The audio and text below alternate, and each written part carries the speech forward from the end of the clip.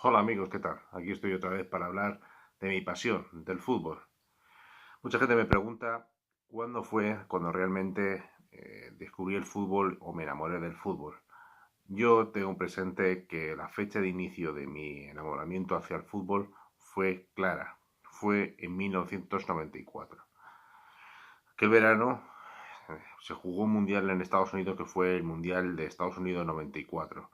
El equipo de España de aquel entonces era muy distante a ser un equipo galáctico, una gran plantilla, pero dirigida por un entrenador como Javier Clemente, que llevaba a gente pues que jugaba otro tipo de fútbol, no de toque precisamente, sino un juego de fuerza, aguerrido, un fútbol diferente.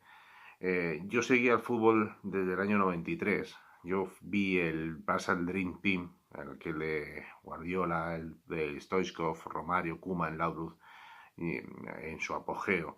Bien, yo me acuerdo el 5-0, vi con mi padre el 5-0 en televisión en Barcelona, el regate de Alcorta, pero no fue hasta el verano en aquel verano yo ya me hice fanático del fútbol y empecé a ver todos los partidos que podía y a estar en tanto de la situación deportiva diaria.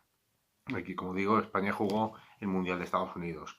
Eh, Ese mundial llegó porque España fue una repesca contra Dinamarca en un partido épico aquí en Sevilla que se ganó con un gol de Fernando Hierro de cabeza y una sustitución de Zubizarreta por Cañizares y llegó a Estados Unidos tras ese partido frente a Dinamarca. La gente que fue en ese equipo estaba Zubizarreta, Cañizares, como digo, y luego estaba Berardo, que es entrenador ahora, que ha sido entrenador de Alavés, Luis Enrique, estaba Julio Salinas, Goicochea, Begiristain, Juan L., Otero, jugadores buenos. Mucha gente recuerda que fue el primer mundial que Javier Clemente no llevó a Mitchell ni a Butragueño, jugadores que no eran de su estima, de su grupo y prefirió no llevarlos a Estados Unidos. Butragueño y Mitchell no fueron a Estados Unidos y España estuvo en un grupo en aquel mundial con lo que es Alemania, Bolivia y con Corea del Sur. Los partidos eran geniales. Yo a este mundial le tengo un grandísimo cariño. Creo que todas las personas tenemos un mundial en nuestra vida y los millennials tendrán un mundial el 2010 o el de Sudáfrica es el 2010 o no sé. O sea, todos tenemos un mundial en nuestra vida. Mi mundial fue el mundial de Estados Unidos 94. Te recuerdo el perrito que era la mascota del Mundial de Estados Unidos 94, la sinfonía, los partidos, las transmisiones tardísimo, quedarme hasta las tantas de la madrugada para ver un partido. Eh, todo eso recuerdo, yo me acuerdo que teníamos un horario de acostarnos que eran las 10 de la noche y algunos partidos empezaban a las 10. Yo vi el Brasil-Rusia, que fue famosísimo porque Bebeto, Mauro Silva y Romario marcaron un gol y se fueron los tres acuñando y hicieron así con la mano. Fue famoso ese gesto y verlo a escondidas, porque no podía, porque ya era el horario que se pasaba de las 10 de la noche.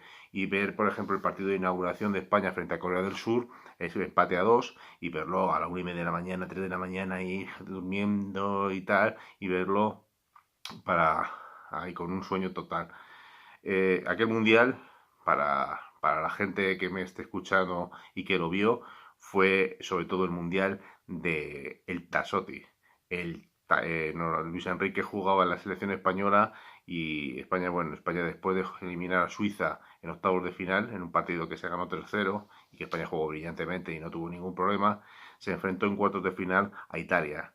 Italia tenía un equipo muy bueno, sobre todo capitaneado por un tal Roberto Baggio, que era la estrella del equipo entonces y era un fenómeno.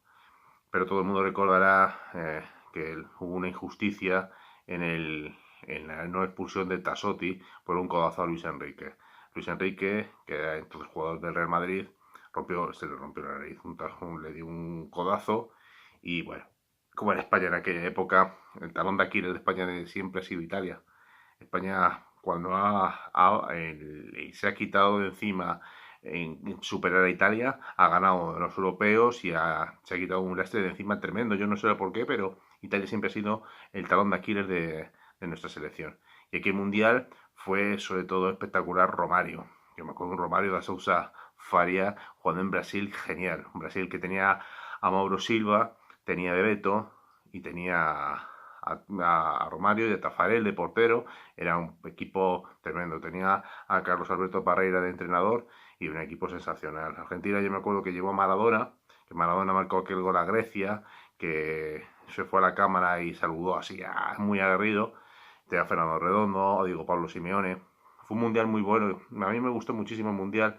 Hristo Stoichkov estaba que se salía con Bulgaria.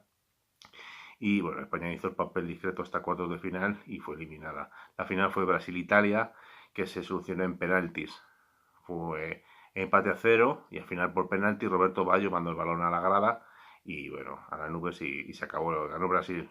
Un Brasil que se merecía el torneo de todas las maneras, pero se decidió por penaltis. Una Italia que no jugó a nada, pues yo me acuerdo de un partido de Italia-Irlanda, antes del partido contra España, un Italia-Irlanda que perdió Italia y se clasificó. Y al final llegó a finales jugando al catenaccio y cerrándose atrás. Y al final llegó a la final.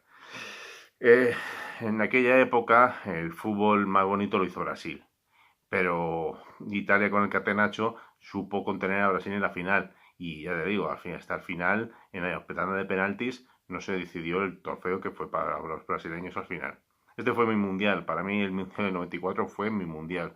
Luego llegaría Francia 98, Corea 2002, otros mundiales que también los seguí y por supuesto que los tengo en la memoria. Pero en mi mundial, el mundial que a mí me enganchó y el mundial que ya ahí me hizo aficionado de que tengo que ir al estadio, que tengo que seguirlo y que me gusta mucho esto, fue el mundial de Estados Unidos 94.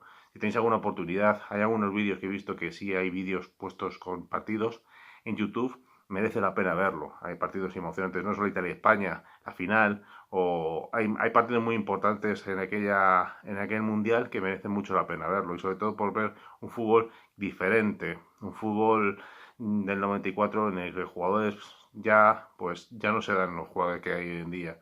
Así que bueno, os mando un saludo.